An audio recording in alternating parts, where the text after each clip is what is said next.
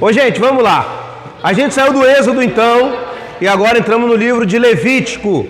Qual que é o tema do livro de Levítico? Santidade e obediência. É Deus ensinando o povo a obedecer. Palavrinha mágica, coisa mais... Obedecer. Qual que foi o problema? Presta atenção, o povo sai do Egito. O que dominava no Egito? Os deuses pagãos. Então a mentalidade do povo era uma mentalidade de escravo, de idólatra. O que Deus tem que fazer? Tem que limpar e purificar a mente desse povo. O que Deus faz? Cria uma lei e diz o seguinte: está proibido adorar outro Deus. Eu sou o único, Deus dizendo, eu sou o único e verdadeiro Deus que vocês vão adorar. Então vocês precisam aprender as minhas leis. Estou constituindo um novo povo, estou constituindo um novo governo, uma nova nação, e essa nova nação precisa ter as leis implementadas nos seus corações. Então vocês têm que aprender. E aí, como a gente tem falado ao longo do tempo aí sobre a questão do legado, a Bíblia chega a dizer que os pais têm que sentar com os filhos e falar para os filhos sobre as leis de Deus, e fala dos filhos e dos filhos para os filhos, e não sei se ainda existe, eu acho que existe ainda, mas tem um texto o texto existe, né? Não sei se tem essa prática, mas o texto fala que é para colocar como frontal na cabeça os versículos. E aí os judeus, eles tinham uma caixinha que eles amarravam na cabeça, colocavam um pergaminhozinho, um negocinho, e puxavam. Eles ficavam lendo aquele versículo o tempo todo, para poder gravar as leis de Deus. Eu não sei se hoje ainda tem, mas falava-se muito sobre isso. E aí... Oi? Em Israel ainda tem, não tem? Então não sei o nome dessa caixinha, mas tem, tá? E aí, em Levítico, fala-se sobre as ofertas, fala-se sobre as leis, falam-se sobre as festas, ao contrário do que muita gente pensa. Deus é um Deus festivo. Nós cremos que, e pela história, que temos pelo menos 7 festas anuais em que Deus ele conclama o povo para estar junto. Então Deus é um Deus de festa, que gosta de comemoração, tá? E a gente precisa entender. Então o tema central, santidade, nós precisamos ser... De se alegrar, né? E o que se usa para se alegrar. Sim, a maneira que a Rafaela está dizendo é que a maneira como a gente se alegra, e isso foi distorcido ao longo do tempo. Hoje você tem que se alegrar por uma grande conquista. Naquele tempo não. Você se alegrava porque Deus é o Senhor da sua vida, e você tem que se alegrar porque é uma ordem de Deus, tá? Então, tema central aí, santidade. Sejam santos porque eu, Senhor, sou santo. Eu sou o Senhor que os santifica. Nós aprendemos na aula, não tem tempo de entrar agora, sobre a questão da santificação, sobre a questão da intervenção divina no processo de santificação, mas falamos também sobre a nossa responsabilidade de nos santificarmos. Deus, ele nos santifica, mas nós também temos que ter a nossa prática de santidade e de santificação, de acordo com o que a palavra ensina, tá? Sem santidade ninguém verá Deus. A gente falou sobre Isaías 1,18, que é aquela expressão que fala que se os seus pecados estão como carmesim, podem vir que eu vou transformar vocês.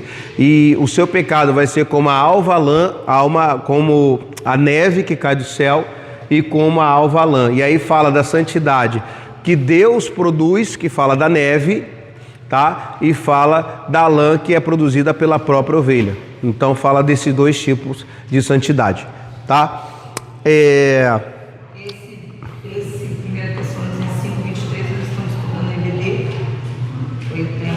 Foi o tema da aula de EBD, que o nosso espírito, a alma e o corpo precisam estar alinhados, bem, né? E aqui no livro de Números, aqui o tema central é santidade, e Levítico fala basicamente sobre isso, sobre essas questões, as festas, tá? No material que vocês vão receber tem essas tabelas todas, tá? De material, de tudo. Tá bom? Tem todas essas questões aí dessas festas, tudo que tá feito direitinho. Só que como eu resumo, eu não consigo colocar agora para vocês, tá bom? Mas fala basicamente sobre isso. E aí em Números, a gente sai de Levítico, entra em Números, e aí em Números nós temos a organização, tá? O Deus, ele começa a contar o povo, faz contagem de tudo, começa a organizar o povo por questão de tribo, por questão de local, de espaço. E aí, como eu falei, entra a questão da organização. Nós fazemos a parte de um povo e é levantado uma tribo. Qual que é a tribo que é levantada para cuidar das coisas do tabernáculo? Tribo de Levi. A tribo de Levi. E Levi teve basicamente 3 filhos. Qual é o nome dos filhos? Gerson, Merari e Coate, tá? Cada um era responsável por uma parte do templo, não era bagunça. Se a presbítera Viviane ela fosse responsável para cuidar das coisas de fora do tabernáculo, ela nunca poderia pegar as coisas de dentro do tabernáculo. Ela teria que pegar somente as coisas do lado de fora do tabernáculo, e assim sucessivamente. Existia a diferença dos utensílios, existia a diferença de cada parte dessa de fora e a parte de dentro do tabernáculo, incluindo a Arca da Aliança, candelabro e os objetos, tá bom? Isso fala de organização na vida, fala de organização na igreja, fala de organização ministerial, tudo isso a gente comentou na aula. E é importante a gente saber essas coisas, porque, por exemplo, nós temos a mídia da igreja. Imagina se a mídia está no meio de uma live fazendo alguma coisa e precisa de interceder. E aí, se nós não tivermos um intercessor, a mídia tem que sair lá de cima para interceder aqui. Aí depois um diácono vem e sobe para a mídia. Então imagina a confusão que fica. Quando nós somos uma igreja menor, onde nós não temos esses ministérios estruturados, a gente remaneja isso, mas tem que ser de maneira organizada, tá? Quando nós temos um número um pouco maior, a gente consegue organizar e cada pessoa fica oficialmente no seu lugar. A gente aprende isso aí no livro de Números. Falamos... Em movimento, né? Quando Deus mandava o povo seguir, desarmava tudo. Exatamente. Onde Deus mandava o povo parar. Então, era um constante movimento. Constante organização e movimento. Então, o livro de Números fala como que o povo vai sair. Quando a nuvem ou a coluna de fogo, ela saísse, o Coate, Merari e Gerson tinha que rapidinho lá desmontar o tabernáculo, cada um no seu lugar, e vão embora. Aí quem saía primeiro? Primeiro vai sair tribo tal, depois a tribo tal, e depois a outra tribo. E aí saía também de maneira uniforme. Quando iam para a guerra, tem a maneira certa de guerrear. Quem vai guerrear? Primeiro vai Judá, depois vai Zebulon. Tinha toda uma organização para poder fazer as coisas, tá? Muito, muito interessante. É por isso que assim, é bom a gente estudar essas coisas, porque quando a gente lê a Bíblia toda, quando a gente tem a prática da leitura, a gente acaba caindo num equívoco do seguinte: a gente sempre acha o começo muito cansativo, né? E a gente acaba não querendo ler o livro de Números, mas quando a gente começa a ler com uma visão do que realmente o livro significa, muda tudo. Porque a gente passa a ter uma visão organizacional das coisas. Poxa, Levítico, por que Deus falou isso? Porque queria que o povo se santificasse. Como que eu aplico isso na minha vida? Quando a gente fala de organização, Deus é um Deus organizado. Você é desorganizado? Se você é desorganizado, talvez você já esteja vivendo alguma coisa na sua vida que não é da vontade de Deus. Por quê? Falta desorganização. Em todas... O que eu falei? Falta organização, desculpa, estou falando rápido, tá bom? Mas é isso aí, tá? E depois nós entramos em Deuteronômio, que é a repetição da lei, tá bom? Que na verdade é um resumo de tudo que o povo de Israel passou no deserto. Nesse segundo momento, você sabe, em Êxodo o povo sai do Egito, chega na porta de Canaã. Quando ele vai entrar, se levanta lá uns 10 filhos de não sei quem lá e fala com o povo para ir contra. Josué e Caleb falam assim: vamos embora, que Deus vai dar a vitória para a gente. Só que o que acontece? Os 10 influenciam toda a nação de maneira negativa. O povo fica rodando durante 40 anos no deserto. Deuteronômio é a segunda volta. É quando o povo volta novamente para o mesmo local onde estava. E aí Moisés agora ele para em cima do monte e começa a repetir e explicar e falar tudo que o povo passou ao longo dos 40 anos. Tá bom? Por isso que é a repetição da lei. Ele repete basicamente as mesmas coisas de Levítico, fazendo, na verdade, um compilado, um resumão de tudo que eles viveram. Por isso que é a repetição da lei. E aí, algumas instruções também, as últimas instruções de Moisés. Você sabe que nós estudamos isso aqui, que somente da geração que saiu tá? Isso é importante. A geração que saiu do Egito para entrar em Canaã, somente 2 adultos entraram, que foram Josué e Calebe. O resto, todas as pessoas de 20 anos para cima morreram lá. Só entrou de 20 anos para baixo. Então, meu filho, se tivesse um negócio desse agora, todo mundo estava no sal. Só a criançada. Não, a Juniela entrava. Ah, a Juniela entrava. Mas o resto aí, todo mundo ia morrer 2 vezes, igual a Dani aí, que é mais velho. Aí ia morrer mais vezes. Mas as últimas instruções de Moisés aí. Dúvidas, gente, até aqui? Isso. E agora a gente entra aí nos livros históricos, que foi aonde a gente parou. E aqui a gente precisa lembrar disso, tá? Isso eu acho importante. Os livros históricos, eles são compostos por, me ajudem, por gentileza. Isso, Josué.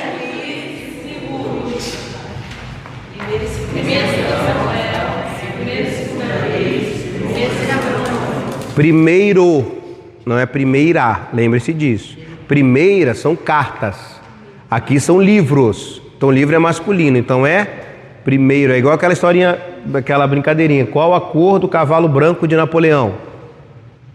Branco. Tá errado, porque fala que é a cor. Então a cor é branca, tá? Restauração. Ninguém entendeu, né? Vocês não entenderam? Não? Então deixa eu repetir. Então vamos, que eu falei muito rápido. Qual a cor do cavalo branco de Napoleão? O que eu estou perguntando? A cor. A cor é feminino ou masculino? Então qual a cor do cavalo? Branco ou branca? Foi? Então, para vocês lembrarem, é o livro, a carta. Beleza? Foi ou não? Quem estava na escola bíblica também aprendeu português, né? Quem estava na escola bíblica aprendeu português, um pouquinho de interpretação de texto. Tem que vir, tá? E aí, Esdras, Neemias e Esther. Então, quando você for pregar, discípulo do pastor Isaac, da ovelha daqui, você vai subir, eu vou pregar sobre o livro de 1 Samuel.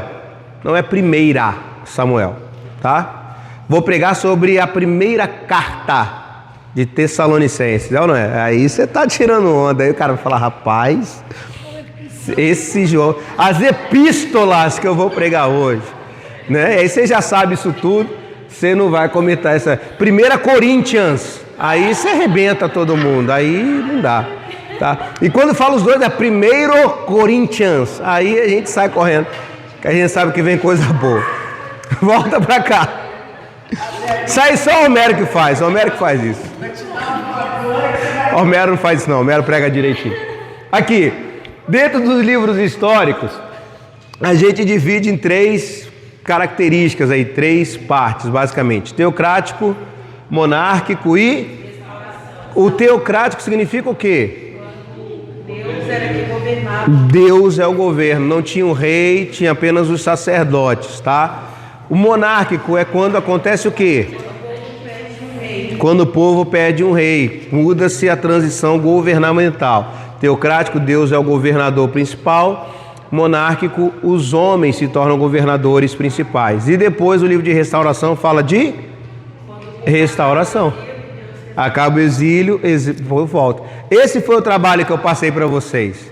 Moleza, dando a resposta para vocês aqui. Quem não entregou já era. Só a semana que vem aí, mas não vou entrar muito não. Mas quem já fez, molezinha. Tá vendo? Resume-se nisso. Então, vamos ver aqui os teocráticos rapidinho. Ó, Josué, tempo de conquistas. Deus foi com Josué como foi com Moisés. Josué conquistou Jericó. Ainda tem muita terra para conquistar. Foi o que disse Deus para Josué 13:1. Pergunta básica. Por que Deus falou que não era para pegar nada de Jericó? Oi? Primícia. Por como que quando a gente começa a estudar sobre o assunto, a gente percebe que existe essa questão forte de primícia.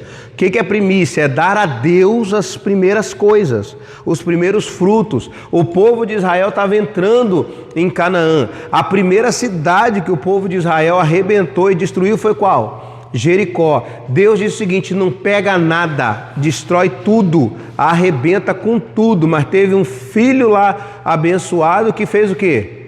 Pegou uma capa e aí escondeu lá e um monte de gente perdeu depois. Mas por que Deus quis a Jericó primeiro? Porque Deus é fominha? Não, porque era primícia. Então quando você recebe o seu salário, quando você oferta de primícia, Pensei nisso, quando você está desempregado e você volta, o primeiro salário vai ser para Deus. Tem gente que faz isso, ele está desempregado. Lógico que, assim, dependendo do contexto, você não consegue. Quando você é sustentado por alguém, dá para fazer. Por exemplo, a esposa não está trabalhando e consegue um trabalho. O marido ainda consegue segurar a conta. Tem gente cristão que oferece o primeiro salário como oferta a Deus. Tem filho, por exemplo, o filho nunca trabalhou. Aí conseguiu um trabalho, ainda consegue ser sustentado pelo pai. Esse mês você segura a onda aí que o meu primeiro é para Deus. Isso é muito interessante, tem gente que faz isso, é bem legal, tá? E aí o livro de Josué, ele fala basicamente sobre essas conquistas que foram acontecendo. Josué conquistou muita coisa, conseguiu abrir muito a conquista do povo de Israel, porém não conquistou tudo o que Deus queria. E aí em Josué, capítulo 13, versículo 1, Deus se levanta para Josué e diz: Josué, ainda tem muita coisa para a gente conquistar, mas você já está velho, você não consegue mais avançar. E nós falamos na aula muito sobre isso, sobre como que nós precisamos correr com as coisas que Deus coloca nas nossas mãos, para a gente poder entregar e viver tudo que Deus quer. Às vezes Deus quer lá muita coisa de você, quer te colocar num lugar maravilhoso, mas por causa da sua vagarosidade, as coisas não acontecem. Aí quando você está com 50 anos, você vai viver algo que Deus queria que você vivesse com 30. Olha que doideira. Mas por quê? Porque você foi vagaroso demais. Eu estou lendo o livro de Provérbios.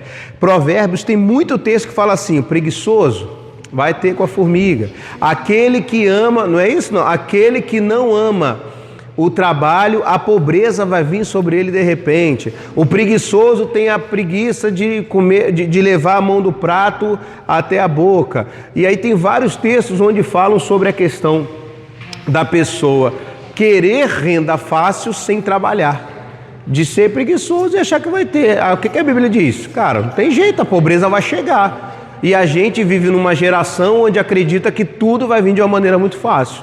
Contradiz o que a Bíblia fala. Então, são essas coisas que a gente vai fazendo, vai vivendo.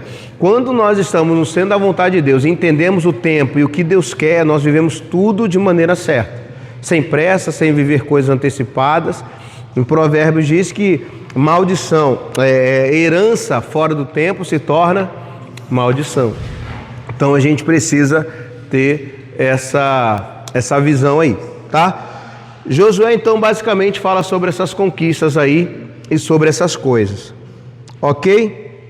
Deus foi com Josué assim como foi com Moisés, e tem algumas referências que eu vou mandar para vocês depois. Aí entra o livro de Juízes. O que acontece no livro de Juízes? Josué, ele entra em Canaã, consegue fazer um grande trabalho. Nós falamos sobre a questão de discipulado, lembra que a gente falou sobre isso? Moisés discipulou Josué muito bem. Josué discipulou quem? Ninguém. O que aconteceu quando Josué morre? O povo entra em Canaã, mas o povo ele precisa de direção. E a Bíblia diz que cada um fazia o que bem queria naquela época. Não havia um líder. Cada um fazia o que achava certo, não interessa o que era. Não tinha uma... Apesar de já haver a lei, não havia algo mais conciso, as pessoas faziam o que queriam. E aí eles entraram, a gente falou muito sobre isso, sobre os 7 ciclos do livro de Juízes, sobre quando o povo ele está bem, aí de repente eles entram no pecado, vive a punição, vêm os opressores, o povo clama. E aí quando o povo clama, Deus levanta os libertadores. Passa um tempo, o libertador que se torna juiz, direcionando o povo, morre. O que acontece? O povo volta para o pecado, acontece a punição, vem os opressores, o povo clama de novo, Deus levanta outro juiz. E aí esse juiz governa o povo durante um tempo.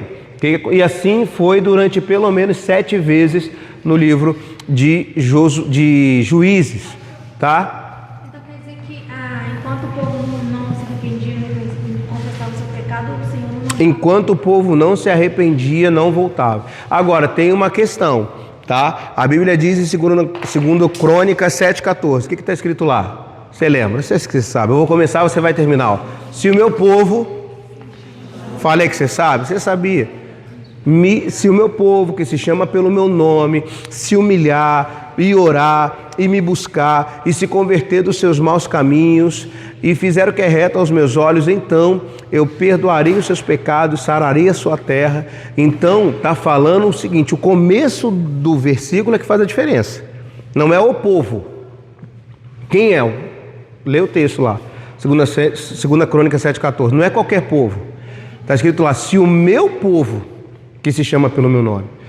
Então nós precisamos entender que quando o povo de Deus ele se reúne conclamando e buscando a presença de Deus, a coisa muda. Qual que é o problema? Que a gente está muito juízes. Cada um faz o que acha certo.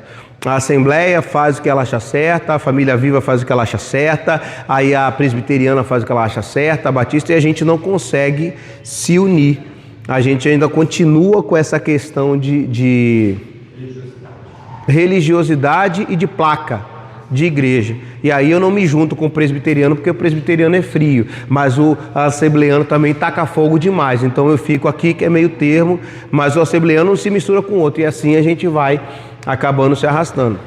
Mas a Bíblia diz o seguinte, se o meu povo, que se chama pelo meu nome, né, se humilhar e orar e me buscar, eu vou perdoar os pecados e vou fazer o quê? Sarar a terra. Querida, a gente está vivendo uma situação, está gravando, não pode falar não, senão cai depois. Mas a gente está no Brasil aí, gente. Se a gente não clamar a Deus, pedir, fazer alguma coisa, o negócio vai ficar esquisito depois. Mas quem tem que clamar? É todo o povo? Deus está chamando o povo todo? O povo dele. O povo dele. Isso faz diferença. Por isso, Nilson, é que aqui é quando o povo clamava. Quando o povo se juntava a Deus, faz alguma coisa, e aí vai acontecendo isso. E a gente falou como que isso acontece na nossa vida.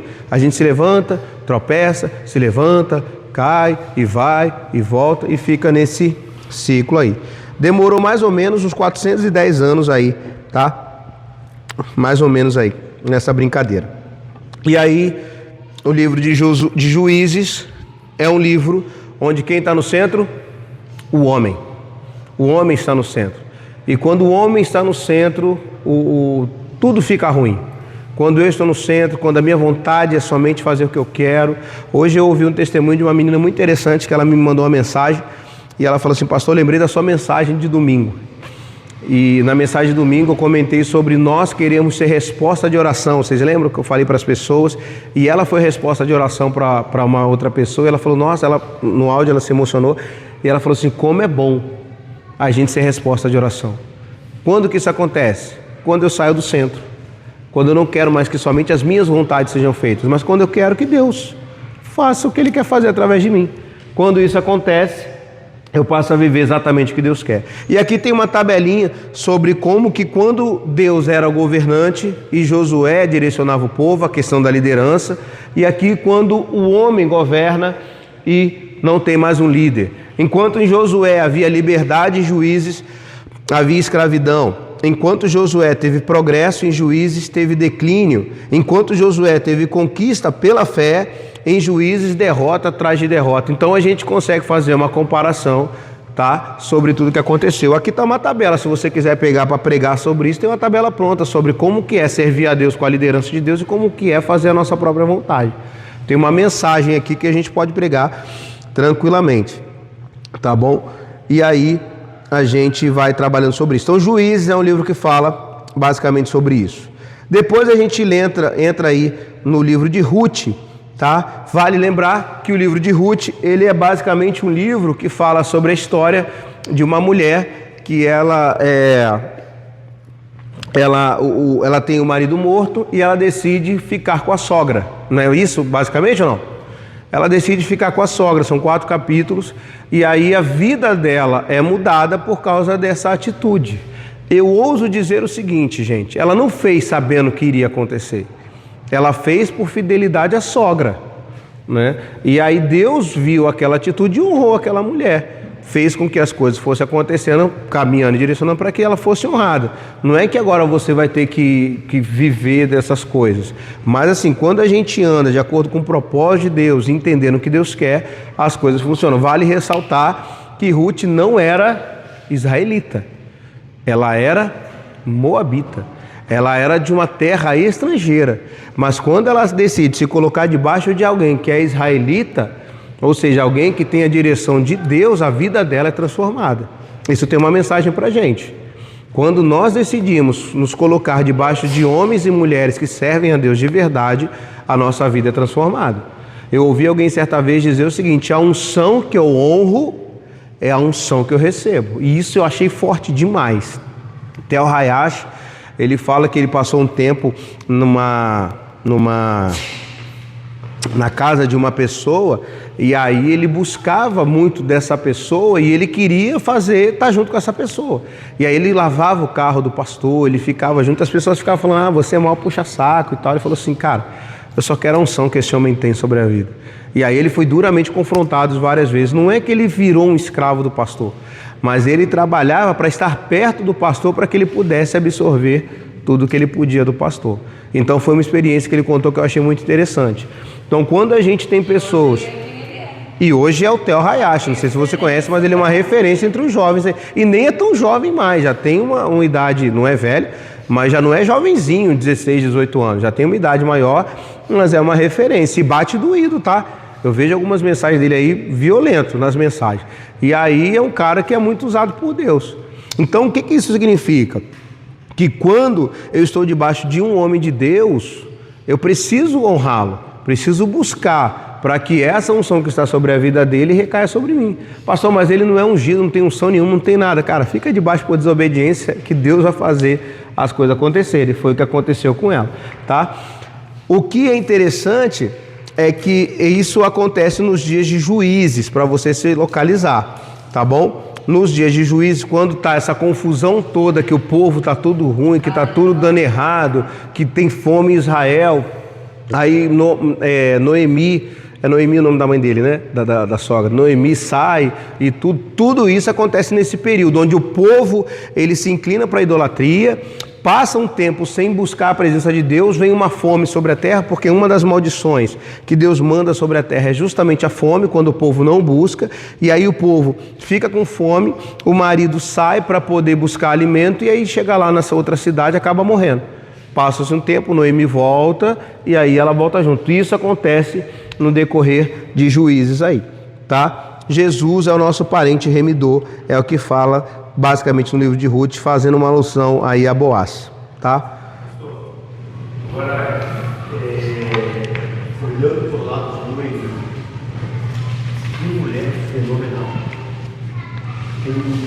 Nenhuma nora teria coragem de dizer para uma sogra: o teu Deus é o meu Deus, tua terra é minha terra, teu povo é meu povo, aonde morreriam?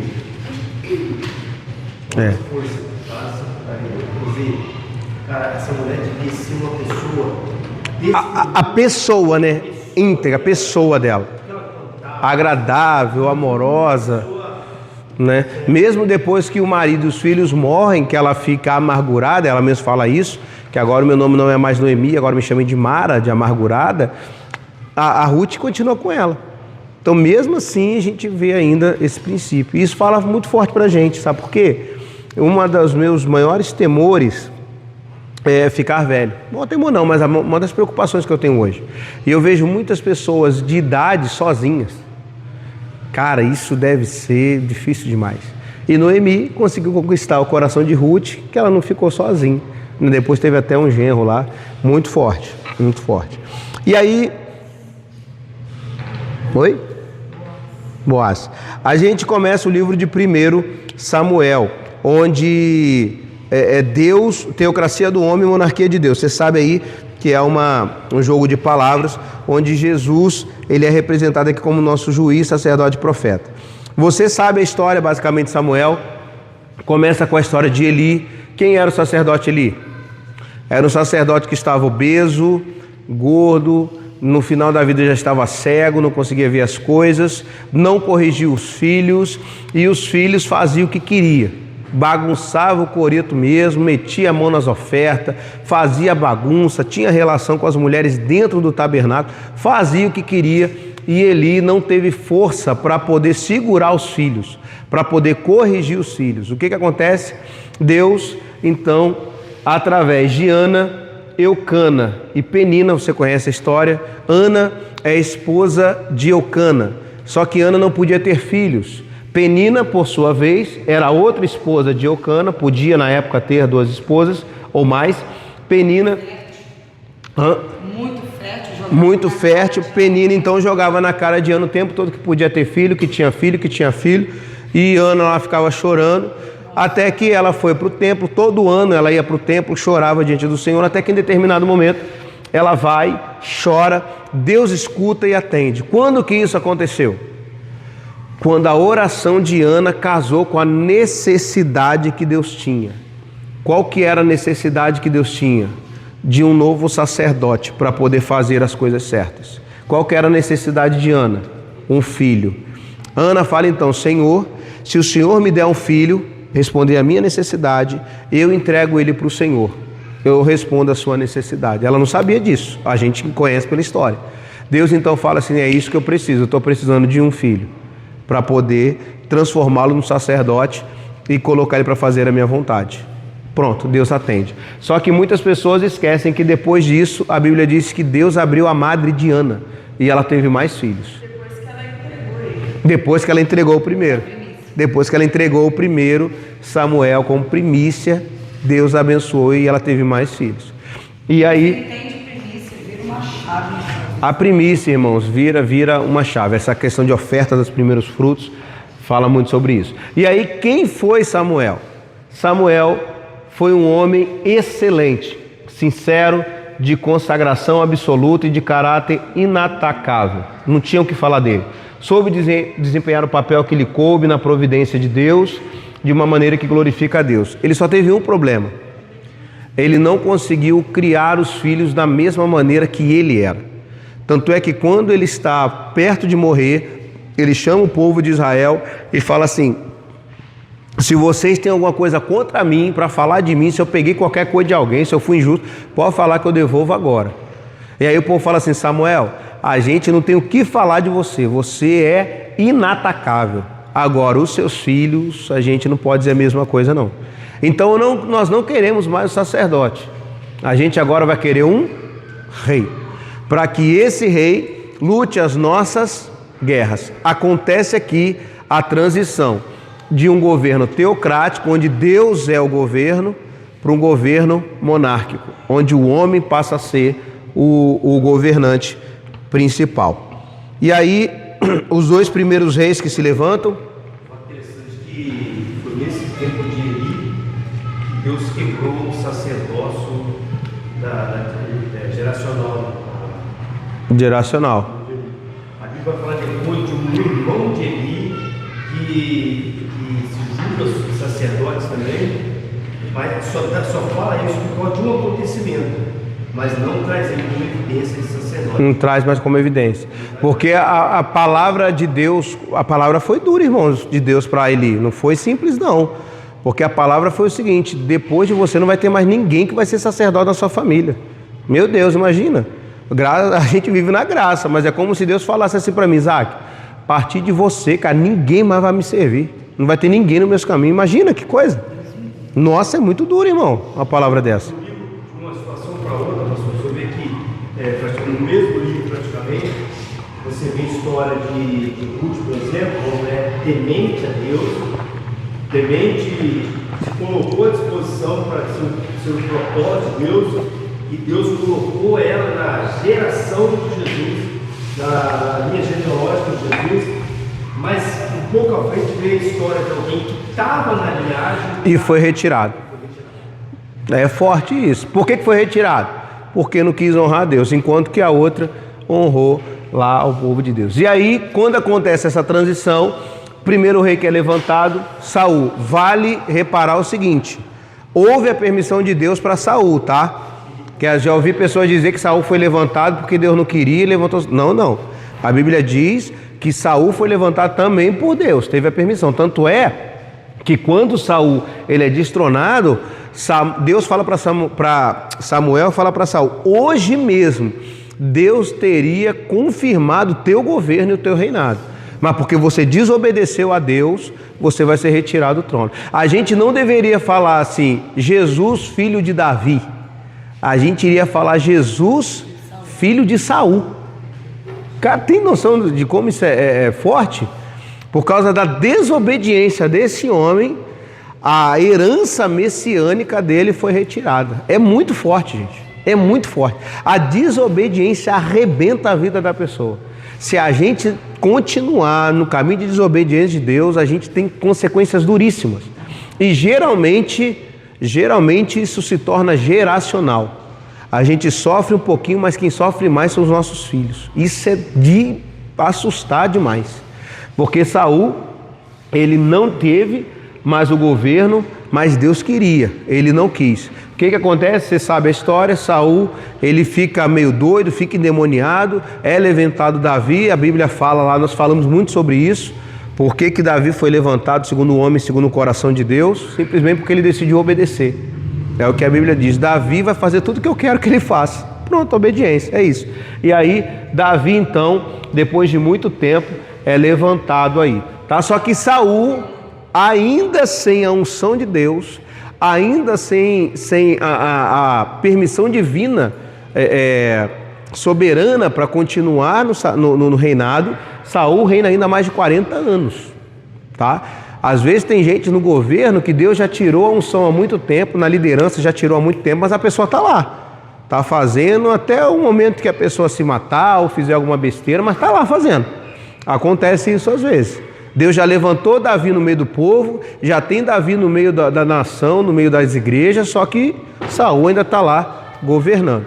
Então a gente tem que tomar cuidado com isso. Pastor, é interessante se analisar, eu vou dar. Não, pode falar. O tempo da idade de Davi consiste certinho o tempo de rejeição. Isso quer dizer que Davi não tinha ainda nem sido gerado. Quando Deus falou, já tinha separado um segundo o seu coração, quer dizer, Deus já estava vendo Davi sem Davi ainda existir. Sem Davi existir, isso é muito forte. Sabe como é que eu sei que Saul ele foi escolhido por Deus? Porque a Bíblia diz que quando ele é chamado entre as bagagens, ele é cheio do Espírito Santo, ele profetiza. A Bíblia diz que o Espírito Santo se apossou de Saul e ele foi transformado em outro homem. Ou seja, ele tinha unção de Deus, ele tinha o Espírito Santo de Deus, mas decidiu desobedecer a Deus. Querido, isso é um negócio muito grave, muito sério. E aí Davi, como o Homero diz, possivelmente nessa época, nessa transição, onde ele obedece, desobedece, Davi possivelmente não tinha nem nascido ainda, tá? Algumas pessoas acreditam nisso, ou se era nascido, era de muito pouco.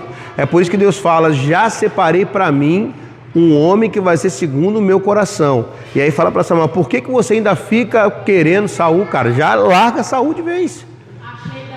Achei Davi. Aí ele fala: achei em Davi um homem segundo. É muito forte isso, cara. Quando a gente estuda esses textos assim, quando a gente aprofunda mais, aí... Era tudo o contrário, porque a posição era muito alta, Davi era muito pequeno. Era tudo ao contrário. A Bíblia diz que do rosto, do ombro para cima, Saul era igual eu. Não tinha homem mais belo, não tinha homem mais bonito em Israel. Do ombro para cima não tinha, mas... E aí... tá. Enquanto que Davi era mais ou menos igual a Homero, assim, uma beleza normal. Mas era segundo o coração. Mas aí é segundo o coração de Deus. É preferível ser Davi assim do que ser Saul bonitão, é verdade. Tá? E aí, 1 Samuel então conta basicamente essa história, né, de uma troca sacerdotal, um levantamento governamental de uma monarquia, uma troca de monarquia, tá? E aí, segundo Samuel, fala justamente sobre essa transição que aconteceu, mas traz agora Davi no governo.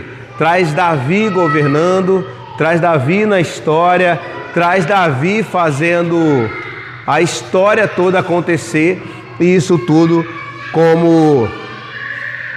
Nossa! isso tudo como Davi no trono, tá? Essas imagens aí, gente, são imagens geradas por inteligência artificial, tá? Davi não era assim não, sei lá, não sei, né? Mas, segundo Samuel, fala basicamente sobre a história do rei Davi e a ascensão de um rei messiânico. Gente, a obediência colocou uma aliança de Deus com Davi, de que atingiu até a gente hoje. Porque a Bíblia diz que o trono de Davi iria perpetuar, sempre iria ter alguém que sentasse no trono de Davi por causa da fidelidade de Davi. A Bíblia por várias vezes fala assim: por amor a Abraão eu vou fazer isso, isso e isso. Por amor a Isaac eu vou fazer isso, isso e isso. Jesus, quando estava discutindo com os fariseus, teve algum momento lá, algum debate, Jesus falou assim: vocês não ouviram o que foi escrito? Que Deus é Deus de Abraão, de Isaac e de Jacó. Ou seja, Deus é Deus de vivos e não de mortos. Isso fala sobre uma genealogia que ainda grita, que ainda fala, mesmo depois de muito tempo. É por isso que eu falo, gente, a sua decisão, a nossa decisão, não atinge apenas a gente, repercute para a nossa família, para os nossos descendentes, para as nossas gerações.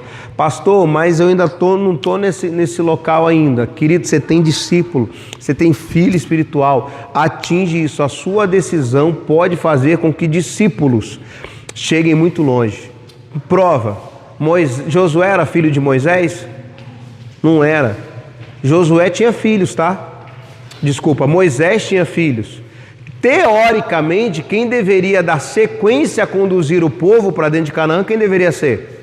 Os filhos de Moisés. Quem que Deus escolhe?